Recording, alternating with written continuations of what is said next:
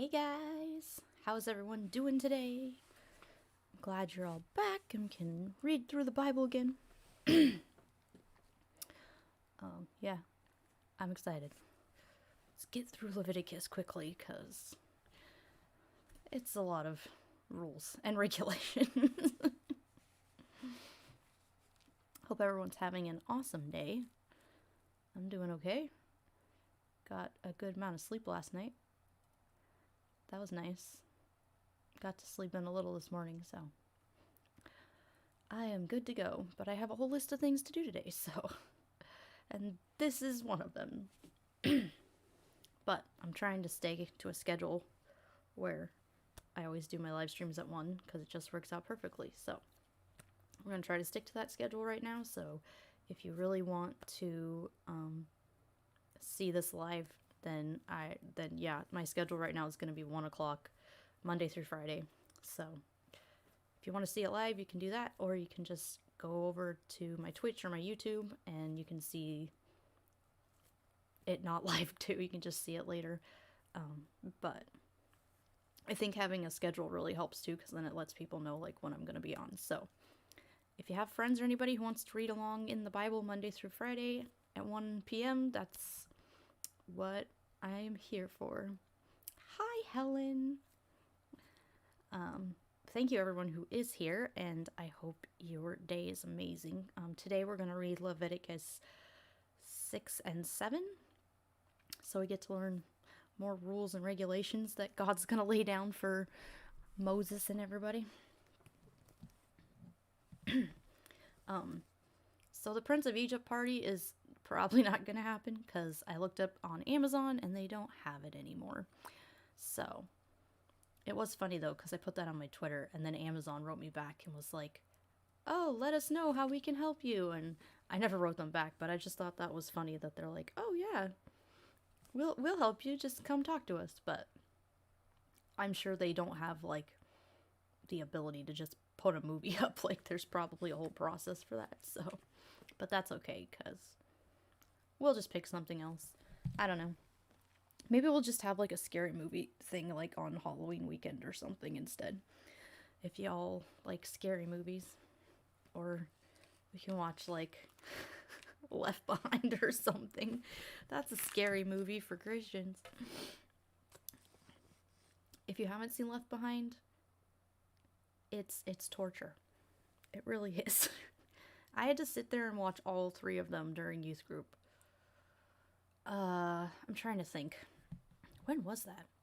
I don't know. When I was in youth group, when those movies came out, because they were so popular, like they had actual like youth group movie nights and we would watch those movies. And I remember it scared me to death. Like, because I honestly thought, and with everything going on, I mean, those came out I think around the time that 9/11 happened, or a little after that. So you know, I honestly believed that I was in the end times and I wasn't going to make it to 18 because everyone was telling me that the world was ending because, you know, we were at war and all this stuff was happening.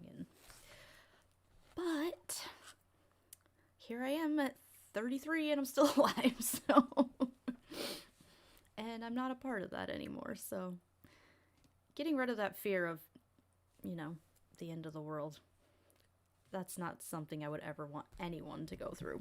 Especially being a teenager and your life's already like a mess when you're a teenager. You don't need to add one more thing. Alright, so we're in Leviticus. We're going to read 6 and 7.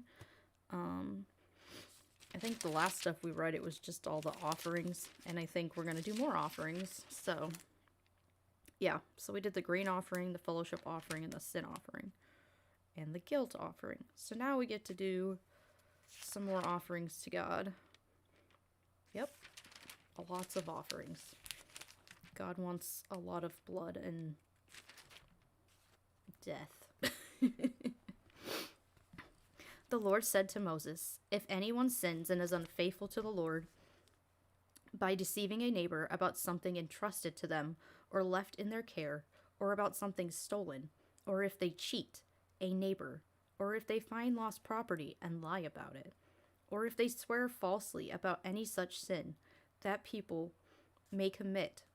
When they thus sin and realize their guilt, they must return what they have stolen or taken by extortion, and what was entrusted to them, or the lost property they found, or whatever it was they swore falsely about. They must make restitution in full, add a fifth of the value to it, and give it all to the owner on the day they present their guilt offering. And as a penalty, they must bring to the priest, that is, to the Lord, their guilt offering, a ram from the flock, one without defect, and of the proper value. In this way, the priest will make atonement for them before the Lord, and they will be forgiven for any of the things that they did that made them guilty.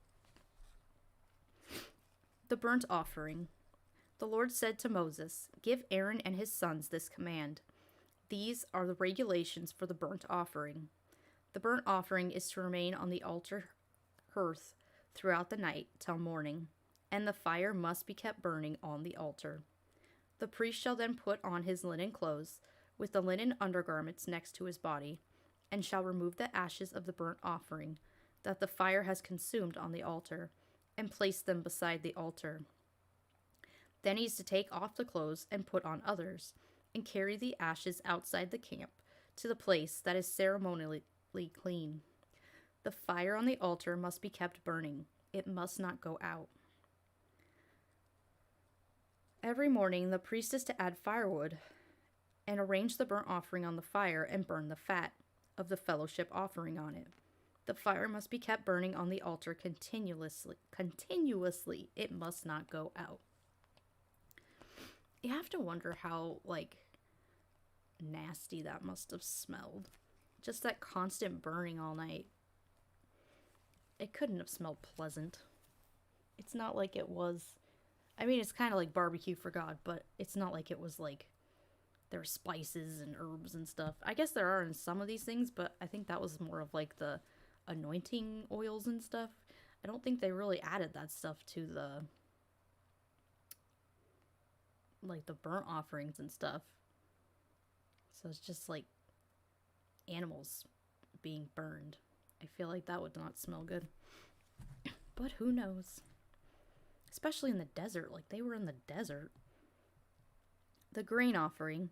These are the regulations for the grain offering.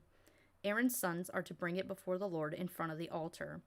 The priest is to take a handful of the finest flour and some olive oil, together with all the incense on the grain offering, and burn the memorial portion on the altar as an aroma pleasing to the Lord. Aaron and his sons shall eat the rest of it, but it is to be eaten without yeast. In the sanctuary area, they are to eat it in the courtyard of the tent of meeting. It must not be baked with yeast. It is given in as their share of the food offering presented to me. Like the sin offering, the guilt offering, it is most holy. All male descendants of Aaron may eat it, for all generations to come. It is his perpetual share of the food offerings presented to the Lord. Whatever touches them will become holy. You can touch food and be holy, apparently. The Lord said to Moses, "This is the offering Aaron and his sons are to bring to the Lord on the day he is anointed. A tenth of ephah of the finest flour, as a regular grain offering, half of it in the morning and half in the evening. It must be prepared with oil on a griddle. Bring it well mixed and present the grain offering, broken into pieces, as an aroma pleasing to the Lord. The son who is to succeed him as anointed priest shall prepare it. It is the Lord's perpetual share and is to be burned completely. Every grain offering of a priest shall be burned completely. It must not be eaten." The sin offering. The Lord says to Moses, "Say to Aaron and his sons, these are the regulations for the sin offering. The sin offering is to be slaughtered before the Lord, in the place of the burnt offering is slaughtered. It is most holy. The priest who offers it shall eat it. It is to be eaten in the sanctuary area in the courtyard of the tent of meeting. Whatever touches any of the flesh will become holy, And if any of the blood is splattered on garments, you must wash it in the sanctuary area. The clay pot the meat is cooked in must be broken. If it is not cooked in a bronze pot, the pot is to be scoured and rinsed with water. Any male in a priest's family may eat it. It is most holy. But any sin offering whose blood is brought to the tent of meeting to make atonement in the holy place must not be eaten. It must be burned up. We see the whole, like, patriarchy thing here where it's all the men. Women weren't allowed to, like, go into the tent of meeting, and they weren't allowed to eat the food, and they weren't allowed, even though they were a part of, you know, their families. The guilt offering. These are regulations of the guilt offering, which is most holy. The guilt offering is to be slaughtered in the place where the burnt offering is slaughtered, and its blood is to be splashed against the side of the altar. All its fat should be offered, the fat tail and the fat that covers the internal organs, both kidneys with the fat on them near the loins, and the long lobe of liver, which is to be removed from the kidneys. The priest shall burn them on the altar as a food offering presented to the Lord. It is a guilt offering. Any male in a priest's family may eat it, but it must be eaten in the sanctuary area, for it is most holy. The same law applies to both the sin offering and the guilt offering. They belong to the priests who make atonement with them. The priest who offers a burnt offering to anyone may keep its hide for himself. Every grain offering baked in an oven or cooked in a pan or on a griddle belongs to the priest who offers it, and every grain offering, whether mixed with oil or dry, becomes equal to all the sons of Aaron. The fellowship offering. These are the regulations for the fellowship offering. Anyone may present to the Lord. If they offer it as an expression of thankfulness, they, along with this thank offering, they are to offer thick loaves made without yeast and with olive oil mixed in, thin loaves made without yeast and brushed with olive oil, and thick loaves of the finest flour, well kneaded and with olive oil mixed in. Apparently God really likes olive oil. He hates yeast and likes olive oil. Along with the fellowship offering of thanksgiving, they are to present an offering of thick loaves of bread made with yeast. Oh, there's one with yeast. That's shocking. They are to bring one of each kind as an offering, a contribution to the Lord. It belongs to the priest who splashes the blood of the fellowship offering against the altar. The meat of their fellowship offering of thanksgiving must be eaten on the day it is offered. They must not leave any of it until morning. If, however, their offering is the result of a vow or a free will offering, the sanctuary shall be eaten on the day that they offer it, but anything left over may be eaten on the next day. Any meat of the sacrifice left over till the third day must be burnt up. If any meat of the fellowship offering is eaten on the third day, the one who offered it will not be accepted. It will not be reckoned to their credit, for it has become impure. The person who eats any of it will be held responsible. Meat that touches anything ceremonially unclean must not be eaten. It must be burned up. As for other meat, anyone ceremonially clean can eat it, but if anyone who is unclean eats any meat of the fellowship offering belonging to the Lord, they must be cut off from their people. Anyone who touches something unclean, whether human uncleanliness or an unclean animal or any unclean creature that moves along the ground, and then eats of any meat of the fellowship offering belonging to the Lord, must be cut off from their people. There's that extreme, like, version of, like, punishment that God puts on people. Like, you either obey God, or he'll kill you, or he'll cut you off from your people. Make you an outcast. Like, I don't know which is worse in those days, like, being killed or completely being shunned by your tribe. Like, I feel like either one's not a great solution to, you know, the things that happened. And once again, I'm glad I live in a time where, you know, I'm not gonna get, like, killed because I don't believe in the Bible. Eating fat and blood is forbidden. The Lord said to Moses, "Say to the Israelites, do not eat any of the fat of cattle, sheep, or goats. The fat of any animal found dead or torn by wild animals may be used for any other purpose. But you must not eat it. Anyone who eats the fat of an animal from which a food offering must be presented to the Lord must be cut off from their people. And wherever you live, you must not eat the blood of any bird or animal. Anyone who eats blood must be cut off from their people."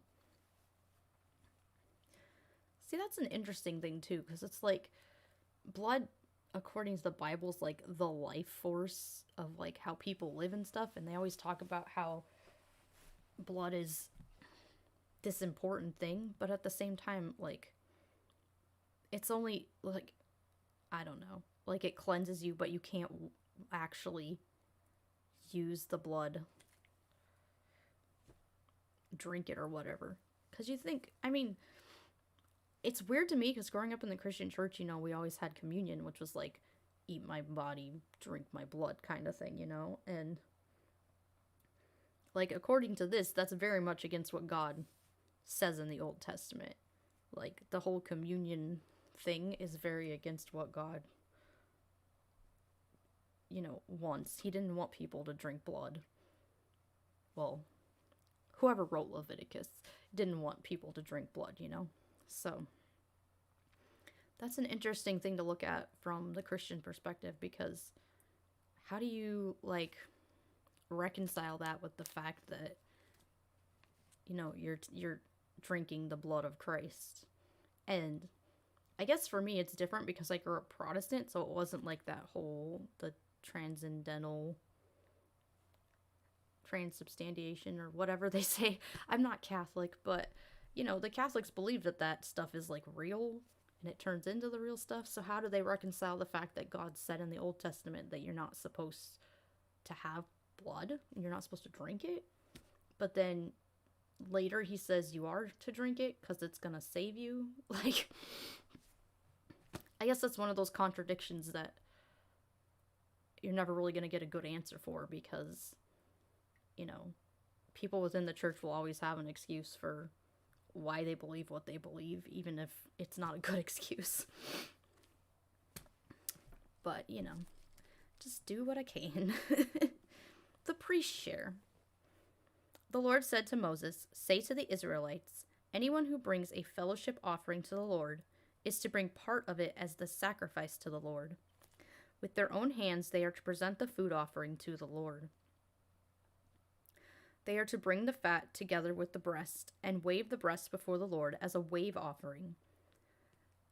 The priest shall burn the fat on the altar, but the breast belongs to Aaron and his sons. You are to give the right thigh of your fellowship offering to the priest as a contribution. The son of Aaron who offers the blood and the fat of the fellowship offering shall have the right thigh as his share. From the fellowship offerings of the Israelites, I have taken the breast that is waved and the thigh that is presented, and have given them to Aaron the priest and his sons as their perpetual share from the Israelites. This is the portion of food offering presented to the Lord that were allotted to Aaron and his sons on the day they were presented to serve the Lord as priests.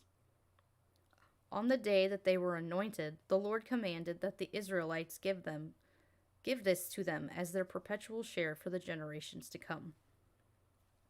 These then are the regulations for the burnt offering, the grain offering, the sin offering, the guilt offering, the ordination offering, and the fellowship offering,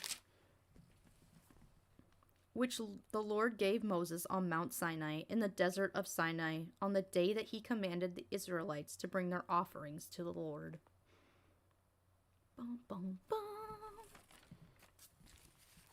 Lots of offerings. It seems really complicated for, I don't know. It just seems like way more than needed to be said about offerings. Like, I guess for me, it's just weird that you would need a separate offering for each thing. And it would be like different, you know, offerings for certain things. Like you have to have a goat or a lamb for a certain type of offering, and you have to have a grain for a certain type of offering, and you have to have, um, and they're all different. Like, that's the thing I don't understand either is that, like, growing up in Christianity, they always said, like, these offerings, blood is the reason they did the offerings because blood is what cleanses you of your sins. But they had more than just blood offerings. Like, they had grain offerings and I don't know, other offerings that I can't think of any right now. But there's more than just the blood offerings in there, which makes me think that these rituals go deeper than what Christianity claims they do. And it just doesn't make any sense to me, I guess. Um, but what Christians teach doesn't line up with what Jews believe either. So I think that's the hard part, is that disconnect of what Jews believe versus what Christians believe. And, I talked about that in the past where I said, like, once I learned what the Jews actually believed and how, blood is not what God wanted for sin, and how Christians kind of twisted that when Jesus died and made it more of, he was the sin offering, when in reality, like, I don't know exactly where in the Bible. We haven't read the part yet where it says, like, you can just pray for forgiveness and you don't have, it's not blood that saves you. But I know Christians will refute that because they're like, oh no, Jesus was God, so he came down to earth and he shed his blood so that we could go to heaven. But you have that back and forth between the Jews and the Christians of really knowing what is happening, and what the Jews actually believe versus what Christians actually believe. And honestly, if I'm going to take anyone's advice on the Bible, from what I have learned, I would very much take the advice of a Jew over a Christian, because Jews know a lot more, I feel like, about the Old Testament than Christians do, and they don't seem to Christians don't seem to understand the full context of what is happening in some of these stories, because they're so fixated on Jesus being the Messiah that they completely lose that perspective of, this God is a completely different God from the Jesus character that you claim he is. And I think it's hard for them to separate that because they've been told their whole lives that Jesus is God and he is the one who's going to come and, save their souls and take them to heaven forever. But because of that, their perspective on the Old Testament is very skewed towards what they already believe, as opposed to looking at it from the Jewish perspective and going, no, this is not what they said the Messiah was going to be, and Jesus didn't fit the criteria. Like, there were people after Jesus that came that fit better than, Jesus himself. So, and I don't know if Jesus was real or not. I debate with myself on that one. But for me, like, reading the Bible and actually, like, seeing the character of Jesus and, like, knowing how he was actually setting things up and how he saw things because he was a Jewish man and not a Christian, I can see how, he was setting things up to try to become the Messiah. But in the Jewish perspective, he failed because he was killed by the Romans before he can implement that. And, I think Jesus, if he was a real person, had a lot of backing for that because, they talk in the Bible about, like, he had a whole group of, like, women who were well off, who were, paying for his ministry and for him to do whatever he was planning to do. And you look at, they said, like, the Messiah would have the 12 tribes of Israel, and each would have their own leader. And, I think that's what the 12 disciples were going to be. Like, he was trying to set up a kingdom, but he was trying to do it in a time that was just so violent, and I don't know. If he was real, I don't think he would have ever succeeded, because the time period in which he lived, there was just no way to overthrow that government, because that government was pretty much the center of the world at that time. But it is interesting to think about. But I don't even know if Jesus existed. Like, I've gone over that whole scenario in my head, and I don't know what side I land on that. But I do know that if he did exist, I do believe that he was just someone who was trying to be a messiah and failed. But I don't believe that a lot of the things that are claimed in the Bible are true, because they don't line up with what the Jews believe, and they don't line up with what the Jews intended the Messiah to be. Christianity, I mean, think about it this way. I was raised Christian, like Protestant Christian, and I was always told that, the Mormons were bad, and that they twisted the Bible, and that they, came up with their own way of thinking about God and completely changed the way that God intended things. But I take a step back from that and look at it from my perspective and go, Christianity did... I'm talking too fast. Christianity did the exact same thing to Judaism. We wrote this whole story about this person being God and turning him into something that he probably wasn't, and then we worshipped him. So, for me, Protestant Christianity is no different than Mormonism, because it takes the same steps.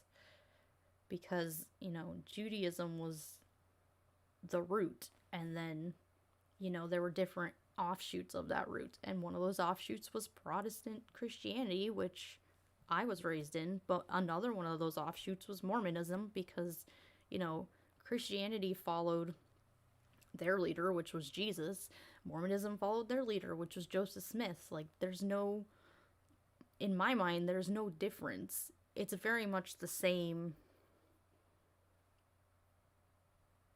just the same tactics in the same way that it was created, where it was created around a human being, whether that human being existed or not. I mean, I know Joseph Smith existed, but we don't have enough evidence, I think, to say whether Jesus existed or not. But at the same time, you have to think about those things, because it was funny, because I remember one time in Sunday school, they were talking about, Jesus being the Messiah, and how, we know he was the Messiah because he fulfilled all these prophecies and stuff, and, and because Jesus said he was God. And that was a big point that they were driving home in the Sunday schools, that Jesus said he was God. And I don't know how we got on the whole topic of,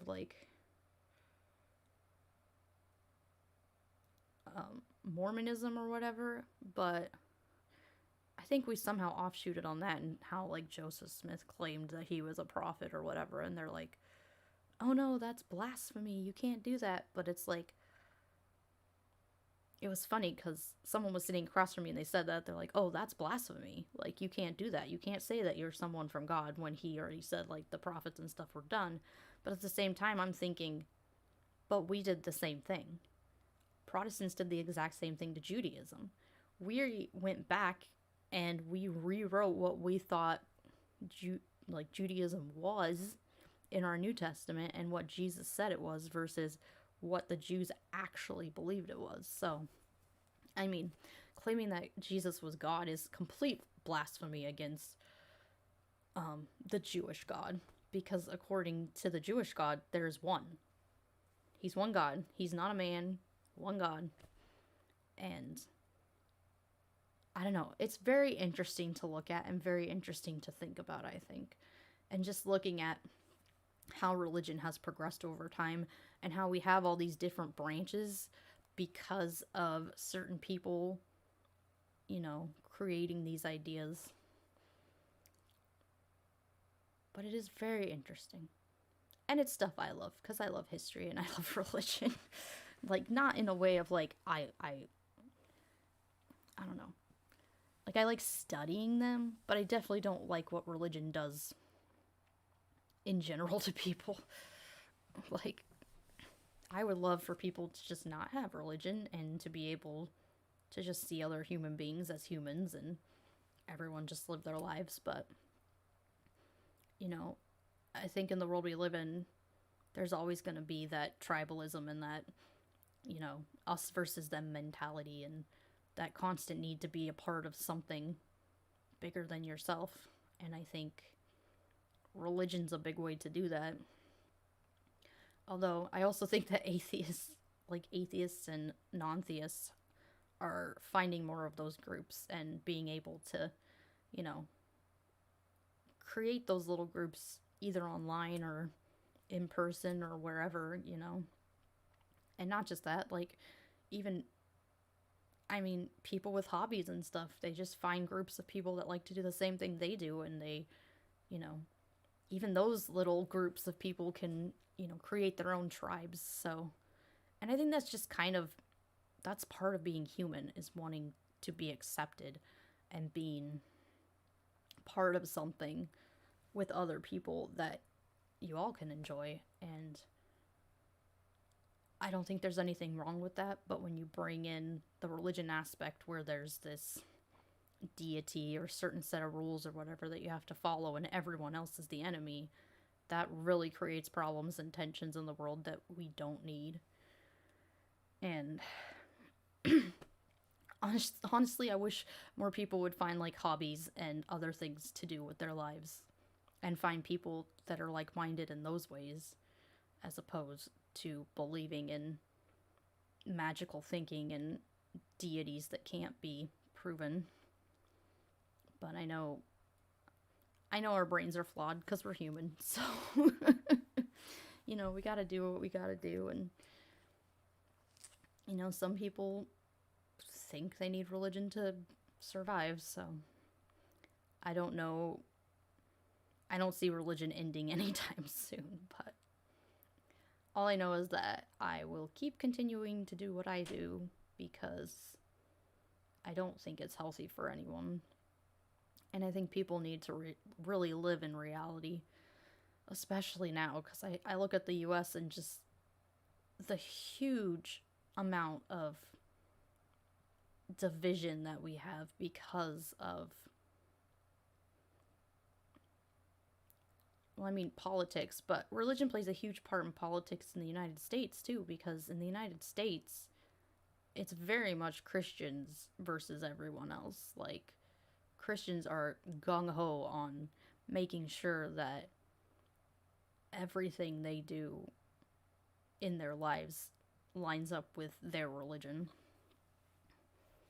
which is scary. I mean, these are the same people who are like, they don't want other religions coming in and forcing their ways on them, but they're willing to force their ways on other people because they think they're right. And it's so dangerous, and it's causing so many problems right now, especially with,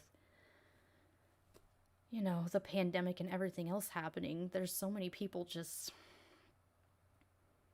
ignoring instructions to do what they need to do to keep people safe because they think their God is bigger and better, and it doesn't matter what they do because he's gonna protect them. And it doesn't matter if they get the disease. It doesn't matter if they don't get a shot. It doesn't matter if they vote for someone who has absolutely no political background and has made our country so broken and in a desperate state to get back to where we were. It's just,